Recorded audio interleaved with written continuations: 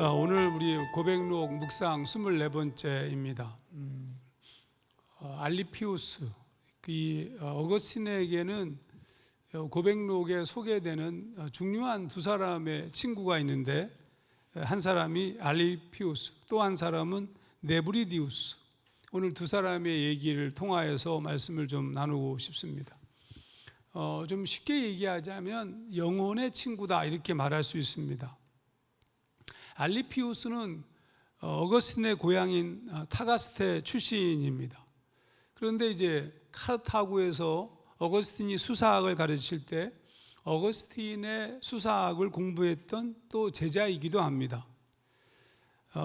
네브리디우스는 카르타고 유학 시절, 어거스틴이 카르타고 유학 시절에 만난 것으로 보입니다. 여하튼 이 두 사람은 어거스틴의 영혼의 친구들로, 알리피우스는 나중에 이제 어거스틴이 로마로 왔을 때 어거스틴보다 먼저 이 알리피우스가 로마에 유학을 와 있었고, 또 네브리디우스도 그런 것으로 보입니다. 그리고 이제 로마에서 밀라노로 어거스틴이 옮길 때 알리피우스와 네브리디우스도 함께 길을 따라 나섭니다.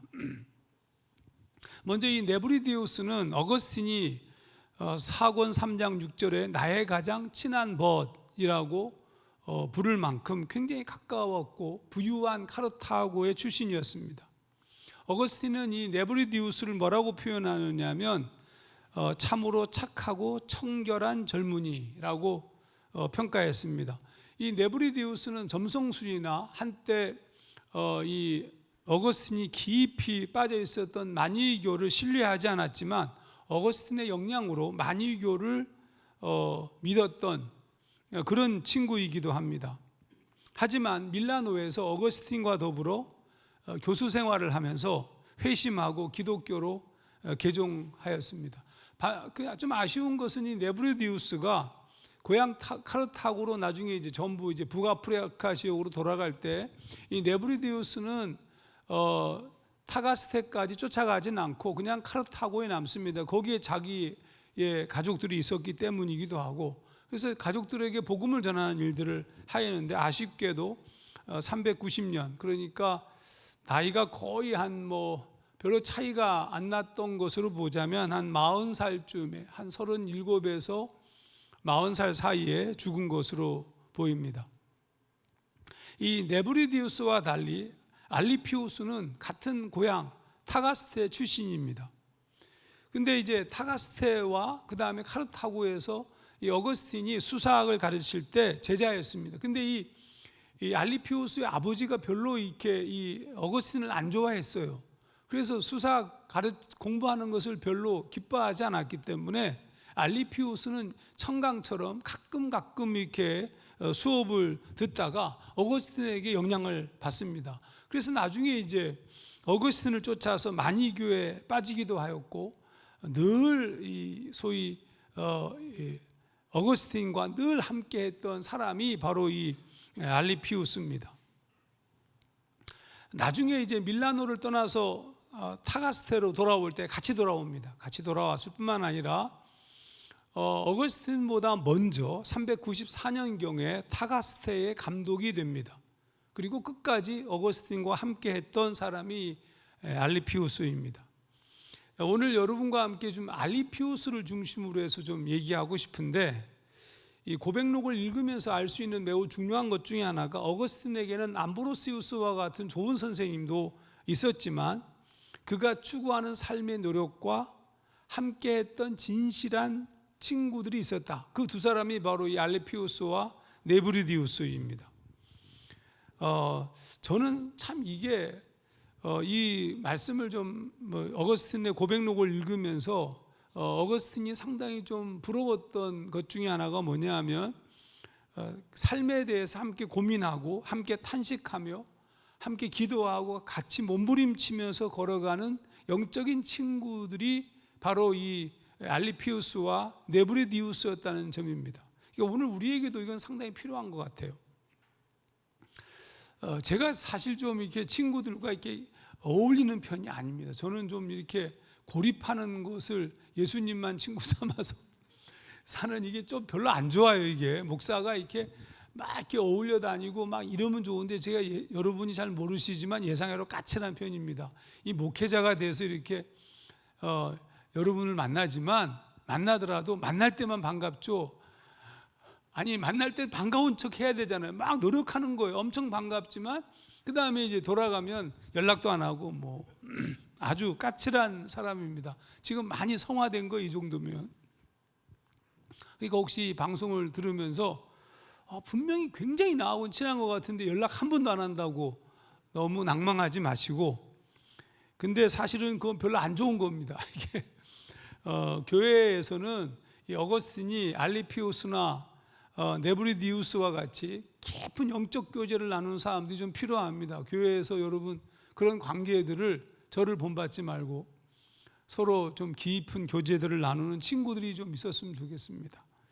이 고백록을 읽으면서 우리가 알 수 있는 것이 그 부분이었는데, 영적인 친구들.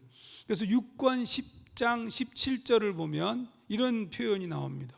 어두움이 눈앞을 가리고 있었기 때문에 우리는 뒤돌아서서 신음하며 서로 탄식하기를. 이게 지금 어거스틴이 알리피우스나 네브리디우스와 함께 한 얘기를 쓰고 있는 겁니다.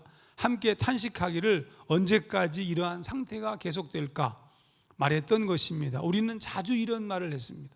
그러니까 삶의 지금 무게와 문제점들에 대해 서로 얘기하고 서로 토론하고, 언제면 우리가 이런 문제에서 해결될 수 있을까 이렇게 고민했었다, 이런 뜻입니다. 저는 교회가 이런 곳이 되어야 한다고 생각합니다. 함께 기도하고 나누고 서로 격려하고 박수치고 걸어갈 수 있는 힘을 주는 공동체, 영적인 친구들이 있는 곳, 그런 곳이 되어야 옳은 거겠죠, 여러분. 자, 이제 어거스틴이 알리피우스에 대한 얘기를 좀 많이 썼습니다. 이 책으로 보자면 6권 7장, 8장, 9장, 10장까지 꽤 긴 분량을 알리피우스를 언급합니다. 이 알리피우스는 타카스테의 부유한 집안 출신이었는데, 카르타고에서 공부할 때 이 알리피우스가 뭐에 푹 빠졌느냐 하면 원형극장에서 행해지는 소위 검투사 경기에 푹 빠졌어요. 마치 굉장한, 요즘에 우리가 하는 게임이나 이런 거 유사한 거겠죠. 그런 검투사 경기에 푹 빠져가지고, 그러니까 뭐 피를 보고 직접 칼을 쓰니까 뭐 굉장히 잔인한 경기이기도 하죠. 근데 이런 경기에 대해서 어거스틴이 어느 날 이제 강의를 하는 도중에 좀 비판적 얘기를 해요. 구체적인 얘기는 이제 책에 안 나오지만 비판적인 얘기를 하였는데, 그 강의를 듣던 알리피우스가 깨달아요. 이게 잘못됐다. 그래서 자기가 거기에 푹 빠져 있었던 그런 자신의 행위에서 빠져나옵니다. 6권 7장 12절, 알리피우스는 내 말을 듣자마자 비참한 쾌락에 유혹되어 스스로 좋아서 뛰어들어갔던 함정에서 뛰쳐나왔습니다. 그리고 그는 굳은 절제의 힘을 발휘하여 자기의 마음을 붙들고 흔들어 온갖 더러운 투기적 오락 경기를 떨쳐버렸습니다. 그는 다시 그런 짓에 가까이 하지 않았습니다. 여러분, 어거스틴이 이 사실을 알고 상당히 놀라워합니다. 왜 놀라워하느냐 하면, 어거스틴이 알리피우스를 겨냥해서 의도한 것도 아니에요. 그냥 일반적인 얘기를 했던 거예요. 근데 일반적인 얘기를 했는데 알리피우스가 변화되었단 말이죠. 이걸 나중에 이걸 알게 된 거죠. 알리피우스가 자기가 했던 말의 어느 부분을 듣고 이 검투사, 이 잔혹한 경기에서 푹 빠져 살던 알리피우스가 빠져나왔다는 사실 자체에 굉장히 감동해요. 그래서 이제 어거스틴이 뭐라고 얘기하냐면, 자기가 강의를 해서 빠져나왔다고 얘기하지 않냐고, 자신을 도구로 쓰신 하나님의 역사였다라고 고백합니다. 6권 7장 12절, 사실 나는 그를 책망하지 않았습니다. 무슨 얘기냐면, 그 검투사 경기 뭐 이런 거 잘못됐다 이렇게 직접 말해본 적이 없다는 뜻입니다. 그러나 사람들이 알든지 모르든지 당신만이 아시는 그 옳은 방법과 질서를 따라서 모든 사람을 이용하시는 당신은 나도 모르게 내 마음과 혀를 뜨거운 숯불이 되게 하사 장래가 촉망되는 그의 마음을 태워 병을 고쳐주셨습니다. 그래서 우리가 매우 중요한 것을 깨닫게 됩니다. 우리가 의도하지 않아도 하나님이 우리를 도구로 사용하신다는 사실입니다. 그러니까 하나님을 알지 못하는 고레스를 통하여 역사하신 하나님께서 우리의 바른 판단과 지식을 통하여 얼마든지 역사하신다는 것은 충분히 우리가 짐작할 수 있죠. 그러니까 저는 개인적으로 이 코로나19 사태를 거치면서, 물론 뭐 그전에도 경험한 적이 있습니다만은 몇 가지 중요한 경험을 좀 하였습니다. 사실 이게 같이 만나서 얼굴을 대면하고 말씀을 전하면 이게 사람이 변화되는 모습도 보이고 막 그러잖아요. 그런데 이게 순전히 비대면으로 하니까 어떤 영향력이 있는지를 전혀 몰라요. 이게 어떤 때는 굉장히 갑갑하죠. 그래서 교회 안에서 말씀을 증거하는 것을 통해서 변화되는 자들이 일어나는 것도 있지만, 사실은 전혀 대면한 적도 없고 이름도 모르고 본 적도 없고 만난 적도 없던 사람들이 변화되는 것을 보게 되었다는 뜻입니다. 무슨 얘기냐 하면, 이 코로나19 사태 때문에 이거 인터넷을 통해서 유튜브나 뭐 등등을 통해서 제가 설교하고 강의를 하게 되잖아요. 그것을 접한 사람들이 연락을 해오는 거죠.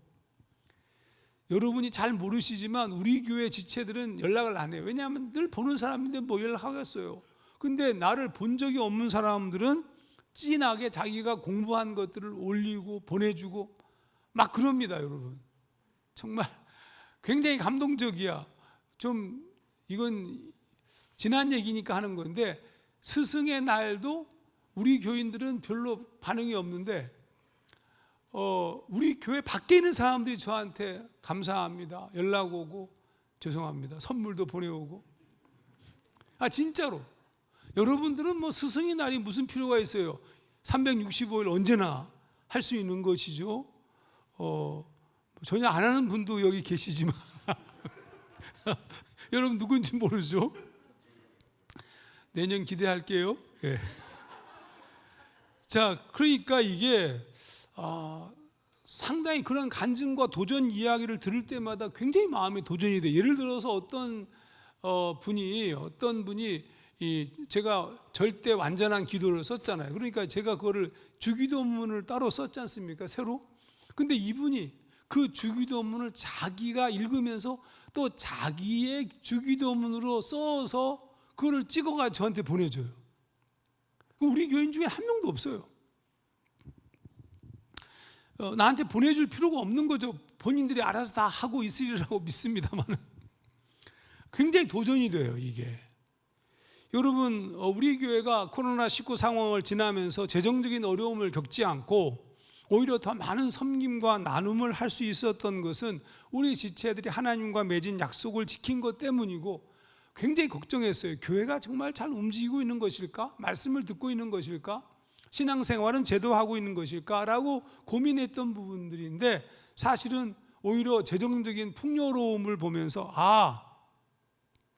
하나님과 깊은 관계를 맺은 지체들이 참 많다라는 생각을 가졌습니다. 뿐만 아니라 전혀 예상하지 못한 이들, 또 전혀 이름을 알지 못하는 이들이 우리 교회에 헌금도 하고 섬김도 한다는 거예요. 그러니까 굉장히 그런 부분들이 굉장히 감동이 돼요. 여러분들은 잘 모르시겠지만, 그러니까 이게 지금 저는 개인적으로 내가 누구를 직접적으로 지명해서 얘기한 것도 아니고 직접 훈련시킨 것도 아닌데, 간접적으로 듣건 어떤 방식이든지 간에 하나님의 말씀을 통하여 역사하고 반응하는 사람들이 존재한다는 사실이 굉장히 감동스러운 거예요. 어거스틴이 지금 그 얘기를 하고 있는 거거든요.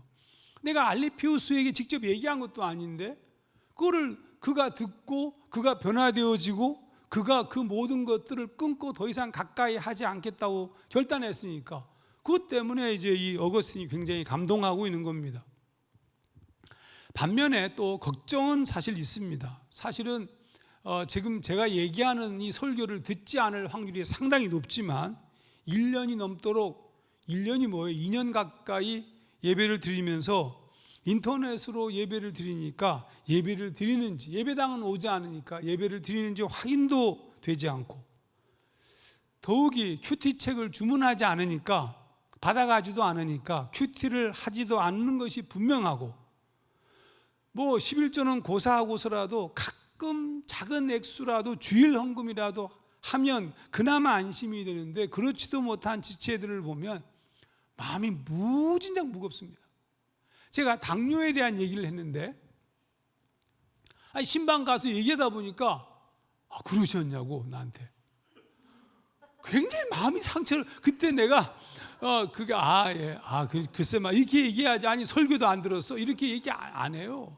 그러니까 제가 이제 가끔 이 사람이 예배를 참석하는지 안 하는지를 시험하는 방법이 뭐냐면 전화하고 통화할 때도 슬금슬금 당뇨도 얘기하고 또 다른 얘기도 슬쩍슬쩍 던져요. 근데 전혀 모르고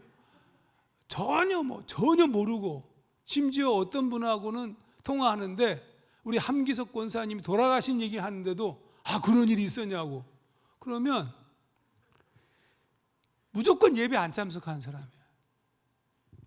그러니까 그때는 굉장히 무거워요. 사실은 목사로서 당신 왜 예배도 안 참석해? 이렇게 말할 만한 용기도 없고 사실 이런 까닭에 이 말씀을 준비하면서 또 깨닫게 된 것이 있는데 암브로시우스의 감독이 역할이 중요하다.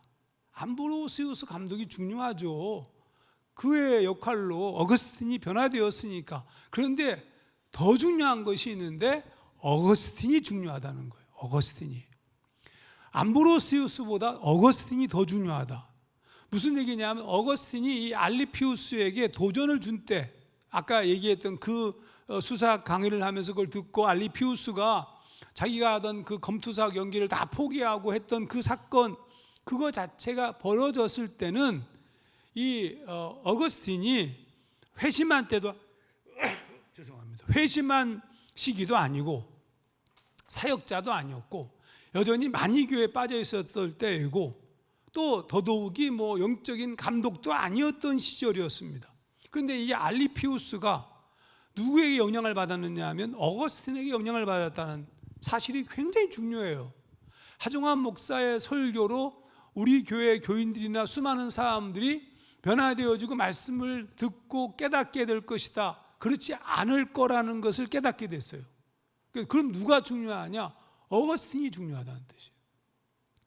밥집 리더들이 중요하고 그리고 믿음을 가진 지체들이 너무 중요해요. 그들이 내가 만나는 환경과 내 주변에 있는 사람들과 서로 교제와 만남을 통해서 변화되어지는 것 이게 굉장히 중요하다. 지금 제가 굉장히 깊이 생각하고 있는 것이 있습니다. 밥집 중심으로 해서 밥집 리더를 통한 재편에 대한 것을 계속 깊이 검토하고 있었는데 이게 얼마나 별로 큰 효과를 보지 못할 것이라는 것을 느끼기 시작했어요.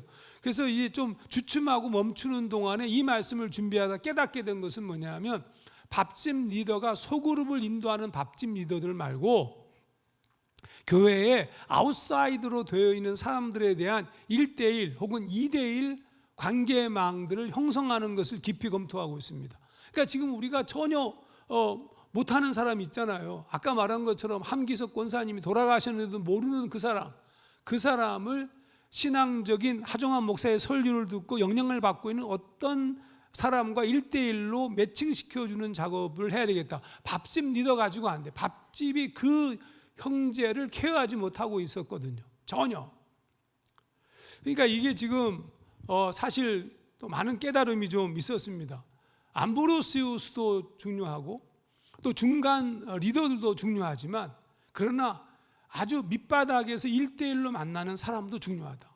그들을 어떻게 리크루트하고 그들을 어떻게 훈련시키고 양육할 것인가에 대한 그런 기본적인 준비도 좀 해야 되겠다 이런 생각을 하게 되었습니다. 여러분 어거스틴은 신앙과 인격 그리고 가르침의 측면에서 완전하지 않았습니다. 그러니까 이 어거스틴이 분명 알리피우스에게 영향을 주었지만 여러분 이 영향이라는 것은 지속적인 것도 아니고 또 영원한 것도 아닙니다. 그러니까 하나님의 성령의 감동을 통하여서 영적인 가르침이 어거스틴이 알리피우스에게 한 것이 아니거든요. 그러니까 일시적으로 이성적으로 알리피우스가 반응을 보이긴 하였지만 영적인 성숙으로 이끄는 것은 아니었습니다. 이제 여러분 제가 얘기한 것처럼 알리피우스가 모든 오락 경기를 끊었어요. 다 끊었어요. 그런데 이제 이 알리피우스가 혼자서 로마로 유학을 가게 되었습니다. 이게 문제예요. 로마로 유학을 가니까 카르타고에 있었던 이 어거스틴이 알리피우스와 교제를 가질 수 없게 되잖아요. 그러니까 이제 로마로 유학을 갔는데 거기서 만난 친구들이 어느 날 굉장히 억지로 원형극장에 데리고 갑니다. 안 가겠다고 막 버텼어요. 근데 이제 아무래도 외지에서 왔고 거기 친구들과 서로 어울리기 위하여서는 어느 정도 반응을 보여줘야 되잖아요. 이 고백록에서는 폭력을 써서 억지로 원형극장에 이끌고 갔다라고 쓰고 있지만 아주 굉장히 강력하게 요구한 거죠. 그래서 이제 가면서 이 어거스틴이 뭐라고 얘기하냐면 나 절대로 안 듣겠다. 나 데리고 가봐야 나 절대로 보지도 않겠다. 6권 8장 13절 너희들이 내 몸을 거기에 끌고 가서 앉게 한다 하더라도 결코 내 마음과 눈을 강제로 그 경기에 향하게 하지는 못할 것이다. 그러므로 나는 그곳에 있으면서도 실은 그곳에 있지 않는 것과 같으니 너희들을 이겨 그 경기를 보지 않을 것이다. 이렇게 얘기했어요. 그러고 난 다음에 알리피우스가 그 경기장에 가서 눈을 딱 감고 있는 거예요. 그러니까 뭐 그냥 싸우는 소리, 뭐 환호 소리, 막 피 튀기는 소리는 못 들었겠지만 그때마다 사람들이 막 탄성을 저지르고 막 그런 소리들을 듣게 되었잖아요. 하도 관중들이 고함을 치고 너무 신나게 막 소리를 지르고 있으니까 눈을 뜬 거예요. 눈을 뜨는데 강렬하게 피를 흘리는 장면을 보는 순간 모든 것이 다 무너집니다. 그가 절대로 보지 않겠다, 절대로 가까이 하지도 않겠다, 완전히 끊었다라고 얘기했던 알리피우스가 완전히 무너집니다. 6권 8장 13절 그는 피를 보자마자 야만인처럼 그것을 들이마시는 듯했고 그 광경을 외면하기보다는 그것을 쏘아보았습니다. 그는 자기도 모르게 열광의 술을 마시어 그 사악한 투쟁을 즐기게 되었고 나중엔 잔인한 쾌락에 취하게 되기까지 했습니다. 여러분, 그럼 이와 같은 이 소위 말하면 그의 다짐이 다 무너진 이유가 뭐냐? 어거스틴이 그 이유를 이렇게 설명하였습니다. 같은 부분에 그의 혼이 이렇게 더 약하게 된 것은 당신을 의지하지 않고 자신의 힘을 믿었기 때문입니다. 혼적인 의지, 인간이 이성적으로 의지하고 다짐하는 것 자체가 무너질 수 있다는 그런 뜻입니다. 우리가 예수를 믿게 된 것은 성령의 역사지만 바울이 로마서 7장에서 고백한 것처럼 오늘 우리가 읽은 본문의 말씀처럼 육체에 프로그램된 것이 우리를 지배하고 있다. 이걸 잊지 말아야 되죠. 알리피우스가 하나님의 성령의 감동을 받은 것도 아니고 인간의 의지와 다짐이었는데 선한 어거스틴의 영향을 받아서 그렇게 다짐하였지만 그거는 무너질 수밖에 없는 인간의 육체적 연약함이었다는 겁니다. 근데 바울은 뭐라고 얘기했냐면 우리가 비록 예수를 믿고 성령의 감동을 받아서 고백하게 되었지만 우리 육체까지 성령의 감동을 받고 우리의 육체까지 단단해진 것은 아니라는 점이에요. 그러니까 여전히 우리 몸은 어떤 상태냐 하면 죄의 법에 사로잡혀 있는 존재예요. 예수를 믿었다고 해서 우리가 죄의 법에서 벗어난 게 아닙니다. 예수를 믿는다고 해서 우리의 육체까지 거룩해진 건 아니에요, 여러분. 이거 오해하시면 안 됩니다. 그래서 제가 중고등부나 청년부 수련회를 하고 막 애들이 막 은혜 엄청 받아가지고 막 엉엉 울고 막 그런데 제가 이렇게 얘기합니다. 얘들아, 절대로 집에 가서 네가 은혜 받았다는 사실을 알려서는 안 된다. 왜요? 네가 은혜 받았다고 알리는 순간 너의 행동과 너의 육체까지 변화된 것이라고 너희 어머니가 착각한다. 너희들은 분명히 가서 다시 옛날에 지었던 죄를 또 지을 것이고 여전히 공부를 못할 것이고 다니엘 학습법 다 소용이 없다. 이렇게 제가 딱 얘기해 줘요. 실제로 그렇습니다. 그 어머니들이 막 우리 애가 막 여름에 막 방언하고 막 뒤집어지고 입신하고 막 그거 믿지 마십시오. 그거. 걔가 예수님을 깊이 만나지 않았다는 뜻이 아니라 육체가 변한 건 아닙니다. 바울은 그래서 평생 고민했어요. 그것 때문에. 로마서 7장 21절에서 23절 내가 한 법을 깨달았노니 곧 선을 행하기 원하는 나에게 악이 함께 있는 것이로다. 내 속사람으로는 하나님의 법을 즐거워하되 내 지체 속에 한 다른 법이 내 마음의 법과 싸워 내 지체 속에 있는 죄의 법 아래로 나를 사로잡아 오는 것을 보는도다. 여러분, 이렇게 죄의 법에 사로잡혀 있는 우리가 예수를 믿고 구원받은 거예요. 그 죄의 법의 죄의 싹시 사망인데 사망에 이르지 않도록 하나님의 은혜로 우리를 구원하신 것이지, 은혜로 구원하신 것이지 우리의 죄가 실제적으로 사라진 게 아니에요. 이거 오해하면 안 돼요. 사라진 거 아니에요. 남아 있어요. 우리 몸에 덕지덕지 붙어 있어요. 그냥 하나님이 우리를 구원하신 것은 우리의 믿음을 빌미로 하나님의 은혜에 의한 구원입니다. 그런데 지나치게 은혜, 하나님의 선물, 우리의 믿음의 중요성 우리가 너무 강조하죠. 이게 문제예요, 사실은. 여러분의 믿음, 우리의 믿음, 그거 다 허당입니다. 하나님의 은혜 너무 많이 말하면 안 돼요, 사실은.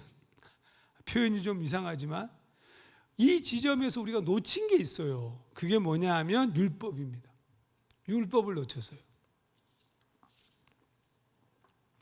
로마서 7장 14절에서 17절 보시죠. 우리가 율법은 신령한 줄 알거니와. 여러분, 공동번역은 이렇게 썼습니다. 우리가 아는 대로 율법 자체는 영적인 것입니다. 푸뉴마티코스, 영적인 것입니다. 율법이 영적인 것입니다. 여러분 잘 몰라서 그렇지 율법을 너무 문제 삼았어요. 7장 12절도 보면 율법은 거룩하고 계명도 거룩하고 의로우며 선하도다. 굉장히 중요한 얘기예요. 우리는 그동안 너무 율법에 사로잡혀서 어떻게 율법에 묶여 있고 율법의 문제점을 막 제시했죠. 근데 여러분 비염입니다. 여러분 걱정하지 마십시오.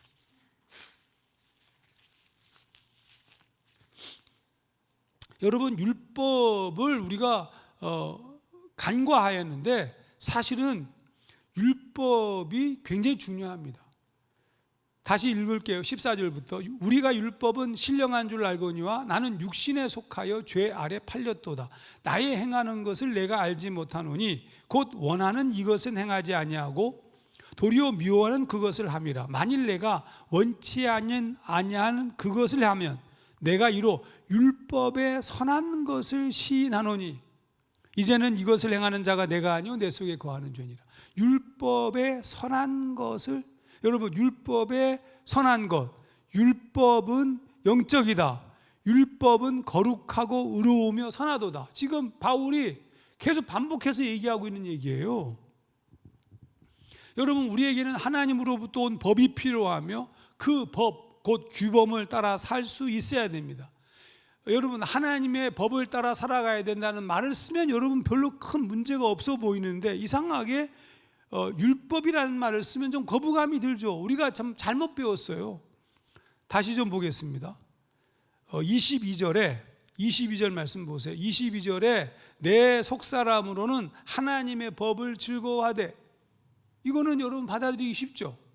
그런데 반면에 14절 우리가 율법은 신령한 줄 알거니와 할 때 율법 뭔가 좀 율법. 근데 여러분 이게 번역을 율법이라고 번역했지 단어는 똑같은 헬라어 단어 노모스를 써요. 노모스. 이게 한쪽에서는 법이라고 해석하고 한쪽에서는 율법이라고 해석했을 뿐이에요. 같은 단어예요. 같은 단어. 여러분 그럼 이 법, 바울이 표현한 것처럼 율법은 하나님의 법이에요. 구약에는 율법 10계명 지금 안 지켜도 돼요? 율법 지켜야 돼요, 여러분. 그러면 우리가 알고 있는 무슨 율법에 이어지는 규례들 조항이 613개로 분할되어지는데 그거는 인간의 사회적 법과 연결되어진 법들이에요. 근데 그것을 율법이 왜 문제라고 얘기하냐면 율법을 지키는 것을 통하여서 구원에 이른다고 생각하기 때문에 율법이 문제인 것이지 구원을 이룬 자들은 율법을 완성하는 거예요. 그래서 성경을 예수님께서 말씀하실 때도 예수님께서는 율법을 완성시키러 오셨지 율법을 폐하기 위해서 온 것이 아닙니다. 예수를 믿으면 율법을 지키는 것은 하나님의, 소위 말하면 하나님의 자녀로서의 성품을 살아가는 것이 율법을 지키는 것과 관계가 있어요. 근데 그리고 죄를 범하지 않는 것과 관계가 있어요. 그런데 우리가 그리스도의 구원을 통하여서 우리가 구원받았기 때문에 더 이상 율법을 지키지 않아도 구원에 이르는 데는 아무런 지장이 없어요. 그런 의미에서 율법을 완성시킨 거예요. 그러면 그 율법을 안 지켜도 되는 것이냐? 아니라는 거예요. 이제 율법을 지켜야죠. 오히려 더. 25절 말씀을 읽어볼게요. 우리 주 예수 그리스도로 말미암아 하나님께 감사하리로다. 그런즉 내 자신이 마음으로는 하나님의 법을, 육신으로는 죄의 법을 섬기노라. 이 구절은 마음과 육신이 다른 모습으로 살아도 된다는 뜻이 아닙니다. 마음의 법만 지키면 육신의 법은 좀 못 지키더라도 상관이 없다, 이런 뜻이 아닙니다, 여러분. 이것은 무슨 뜻이냐면 소위 현재 바울의 상태를 말하고 있는 거예요. 현재 바울의 상태가 뭐냐? 내가 구원받긴 구원받았는데 내 육체는 아직도 죄의 법을 쫓아가고 있다. 근데 하나님께서 뭐라고 말씀하시냐면 그리스도의 구원을 통하여서 우리가 비록 육체적으로 그 법을 따라서 살지는 못하지만 마음으로 하나님을 시인하고 그리스도를 받아들였기 때문에 구원에 이른 것이다 라는 메시지를 주신 거예요. 그러면 지금 이제 필요한 것은 뭡니까? 하나님의 법, 그 법을 쫓아서 육신도 살게 되는 것을 추구해야 된다는 뜻입니다. 그래서 바울은 평생 무엇을 추구하냐면 자신의 몸을 쳐서 복종하고, 그리고 내 몸을 쳐서 복종하지 못하기 때문에 하나님으로부터 구원받고 부름은 받았지만 정작 하나님의 뜻대로 살지 못하는 것에 대한 두려움을 갖고 있었어요. 우리가 끊임없이 하나님의 법을 쫓아 드디어 육신이 살게 되는 상태를 성숙이라고 얘기하고, 그게 성화입니다. 우리는 예수 믿고 구원받았어요. 구원받은 우리가 이제는 노력하지 않아도 율법을 지키는 것은 당연한 거가 되는 거예요. 그럼 법을, 하나님의 법을 지키기 위해서 우리에게 필요한 것이 뭐라고요? 수련을 게을리하지 말아야 되죠. 육체마저 하나님의 뜻을 따라 사는 영적인 나에 의해서 움직이기 위함이잖아요.